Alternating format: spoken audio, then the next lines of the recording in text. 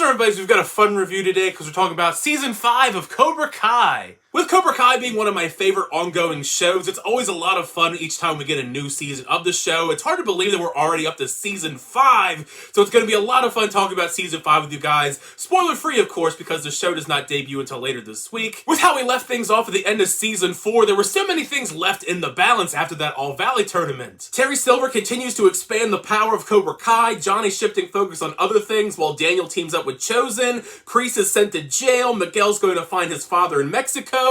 As you can imagine, that is quite a bit of storylines going on while we're getting many other plot threads developing in Season 5 with many other characters, but Cobra Kai has managed to do a great job balancing them all. I do feel that is one of the series' greatest strengths, that each plot thread gets the time to be fleshed out, and the majority of them are great. A large chunk of Season 5 does feel like a transition period for a lot of our characters, due to the fact that so many of them were so greatly affected by the results of the All-Valley, and it does lead them down a path of discovery and growth outside of martial arts. That was an aspect that I quite liked about Season 5, because most of these characters, whether we like it or not, are getting older and mature, and they are trying to figure themselves out like any young teenager would, so not everything is going to be revolved around fighting people and having beefs with different dojos. There is still a great amount of martial arts in the show, but I would say that there is a great amount of focus on the drama aspect in the first half of the season, but I would say around the midpoint of Season 5, that's when the series really kicks the main plot into overdrive in the battle to try and take down Terry Silver and Cobra Kai, and it's amazing until the very end of the season. Now that Terry Silver is in charge of Cobra Kai, this is probably the most diabolical version of Cobra Kai so far. John Kreese was an intimidating leader to Cobra Kai, but Terry Silver is on a completely different level due to his wealth and high-profile connections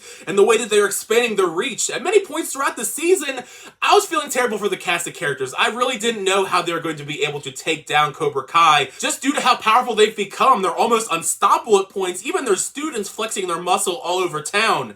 Poor Daniel LaRusso, we have seen him put through the ringer many times throughout the Karate Kid franchise. This is probably the worst we've ever seen Daniel push to his limits thanks to Terry Silver, because Terry Silver, he's always been a master manipulator, great villainous character, but he is on a whole other level here with the mind games he plays with Daniel LaRusso, Chosen, and many other characters as he's manipulating pretty much everything. He's pulling the strings in a lot of different ways this season. If there is any silver lining to Daniel going through all of this, at least he does have Chosen by his side to pick him up while Johnny is dealing with other problems involving Miguel and Robbie.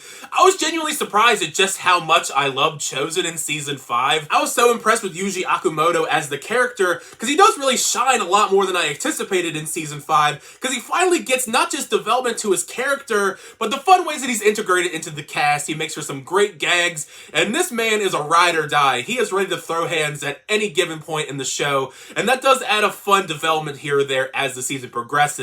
Many of the scenes that Chosen and Daniel have together in that first half of the season, it almost feels like a kind of buddy cop kind of show, the way that they have this good cop, bad cop kind of dynamic. It was a surprise, but it was a fun surprise, so I was okay with it. Not even just that, but as a longtime fan of the Karate Kid franchise, and we're seeing all these different legacy characters come in and interact for the first time, I couldn't help but be hyped when we do see Chosen and Johnny have scenes together, and there are other scenes involving Chosen and Terry Silver eventually too, which, you know, all of that together, I mean, I never would have anticipated seeing all these characters together in one show or film when I was a kid watching this kind of stuff. It just goes to show you that the creators love the Karate Kid franchise and bringing back legacy characters. Speaking of legacy characters, like with every season, there are legacy characters returning to the cast. I'm not supposed to talk about them, so I'm not going to spoil anything, which is kind of weird because one of them I thought was already like officially confirmed, but they said that we're not allowed to talk about them. But I think that if you're a fan of the franchise for a long time, you're going to love when they do appear in the series, and that's all I'm going to really say about it. As far as new additions to the cast, there aren't all that many in Season 5. The only one that really stands out to me is Sensei Kim. Sensei Kim, she is ruthless. Right from the very moment that she's introduced with Terry Silver, she really stands out here. She's badass. She's such a powerhouse and a force to be reckoned with when she is in the dojo teaching the kids from Cobra Kai. And she does have a link to the past of the franchise, which I thought was a fun little interesting Easter egg. Even though he is behind bars in season 5, John Kreese does get a decent amount of screen time in the season. I'm also not allowed to talk about a lot of the backstory with his storyline this season, but I will say it does have some up and downs. There are some stuff that I'm not really a big fan of in his storyline, but I can't delve into it because it is spoilery. However, it does give Martin Kove a chance to kind of flesh out John Kreese more as a character, and there's definitely some big surprises in his storyline that is going to play into the next season. I don't know if Netflix has some sort of partnership with Jell-O or something with the way that it kept getting mentioned as Kreese was in jail, but I definitely wanted some Jell-O after watching the season, and you'll understand more about that when you do watch it. Johnny has always been one of my favorite characters in Cobra Kai. I mean, he was the lead of the show from the very beginning, but I love where we took his storyline in season 5. I thought his arc here was superb. You know, initially, after the All Valley tournament, he is disinterested in martial arts, but it does allow him to mature and learn other responsibilities in his life, like mending his relationship with Robbie, continuing to develop a strong bond with Miguel as he goes to try and find him in Mexico, before that inevitable return to kicking ass later on in the season. Ever since that very first season, I've always found it so hilarious that Johnny is so out of touch with the recent technology of today. And this season, I think it is the best example of that when he does try to become an Uber driver. And it goes about exactly as you would expect it to be, so it's just one of the fun comedic gags of the season. As far as the main kid cast goes, it's kind of up and down, which does make sense because tensions are kind of still high no matter what, whether it be the results of the All Valley or the fact that so many of these kids have dojo swapped in the past, so there's always going to be some sort of tension arising no matter what the situation calls for in their stories. With so much buildup over the seasons to find out who the real father to Miguel was, I was a bit underwhelmed by the results. It definitely had more highs than lows, but it could have been a bit better in my opinion. I did think it was great that he got to finally meet his real dad, even if the reasoning behind how he hangs out with him for so long is a bit out there. It was a great moment of growth for him as a character in the way that he matures after finding out the truth about him, and it does allow Cholo to really flex his acting muscle. It did kind of surprise me after all of that build-up and speculation. We do wrap up this storyline fairly quickly. It's only a first couple episodes of the season, then we're right back into the other storylines with Miguel. Fans of the beef between Miguel and Robbie, I think you're going to love a lot of the moments in this season with those two characters involved. They have a lot more scenes together this season thanks to Johnny,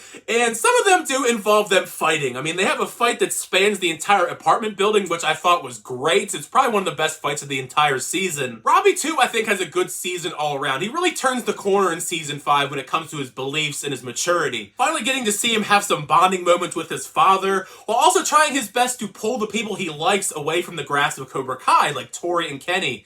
Poor Kenny. Kenny has gone full dark side this season. I'd say he's probably the male leader of the Cobra Kai dojo this season, and he perfectly encapsulates all of the worst qualities of Terry's teachings as he does have various fights throughout the season. He gets pretty dirty. Let's just leave it at that. Sam and Tori generally are linked in some shape or form in every season, and that isn't different here, but I think in season 5 this is probably their best arcs so far. Each of them are reeling from the results of the All Valley in different ways, but it's their growth with or without the dojo that impressed me a lot, especially Tori, because she feels immense guilt knowing her win was rigged, and you do see her throughout the season struggle if she wants to tell the truth, or if she even wants to be in Cobra Kai anymore. The only thing I wasn't a big fan of when it comes to all these characters is the relationship drama. Pretty much all of the main cast of kids have relationship drama this season, and it just wasn't all that interesting compared to a lot of the other stuff going on, and it does get too much focus in my opinion, especially the relationship drama between Sam and Miguel. I get that I'm totally not the audience for that kind of teen romance angle in Cobra Kai, but it's not well written. That's probably the main reason why I'm not a big fan of it. The biggest disappointment, though, for this season, as you can imagine, due to the stipulations at the All Valley, there isn't an Eagle Fang and there isn't a Miyagi-Do, so a large portion of the kids' cast, they don't really have much to do in this season, which is such a disappointment here. You can tell they tried their best to fit in some of these characters like Hawk, Dimitri, and Devin, but they get limited screen time because they don't have as much purpose in the main storylines going on since they aren't Robbie, Miguel, Sam, or Tori, and I think that was a big misstep here. Thankfully, all of them get a little bit more screen time in the latter half of season 5 as the story arcs progress, and each of them do get great moments, especially Hawk and Devin. Devin was such a cool character in season 4, so it was awesome to see her get more of a screen presence in season 5. And Hawk, once again, he gets some great moments towards the latter half of the season, much like in season 4, but I would be lying if I didn't want more from his character, because he is, an OG to the cast, and it feels like as each season progresses, he is less integral integral to what's going on. The one big battle he's involved in the second half of Season 5, though, is pretty epic. The second half of Season 5, I do think, is a much better half than the first half. A large part of that is due to a new type of tournament that's set up in the latter half of Season 5, and it gives us some amazing matchups in the dojo and outside of the dojo. Final episode of Season 5, when it comes to the battles, probably some of the best, coolest battles in all of Cobra Kai in all 5 seasons. There was one battle in particular that involves Chosen and Terry Silver, among other characters. Probably the most badass fight I've seen in all of Cobra Kai, if I'm being honest. At least that's my personal favorite out of all the different battles. With where we leave things off at the end of Season 5, I will be very intrigued where we go into Season 6, because I still don't know how many more seasons of Cobra Kai we can really have. I have to wonder if maybe next season is going to be the last one.